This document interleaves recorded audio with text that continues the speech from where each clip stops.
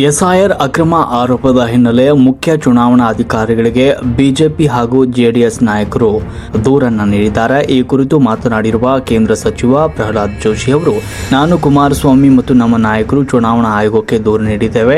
ಕಾಂಗ್ರೆಸ್ ಸರ್ಕಾರದ ಕುಮ್ಮಕ್ಕಿನಿಂದ ಅಕ್ರಮವಾಗಿ ಎಸ್ಐಆರ್ ಮಾಡ್ತಿದ್ದಾರೆ. ಇದನ್ನ ಪ್ರತಿಭಟಿಸಿ ದೂರನ್ನು ನೀಡಿದ್ದೇವೆ. ಮದ್ರಸಾ ಮಸೀದಿಗಳಲ್ಲಿ ಕಾಂಗ್ರೆಸ್ನ ಚುನಾಯಿತ ಪ್ರತಿನಿಧಿಗಳ ಮನೆಯಲ್ಲಿ ಒಂದೇ ಕಮ್ಯುನಿಟಿ ಸೇರಿದ ನಾಯಕರ ಮನೆಯಲ್ಲಿ ಎಸ್ಐಆರ್ ಪ್ರಕ್ರಿಯೆ ಮಾಡ್ತಿದ್ದಾರೆ.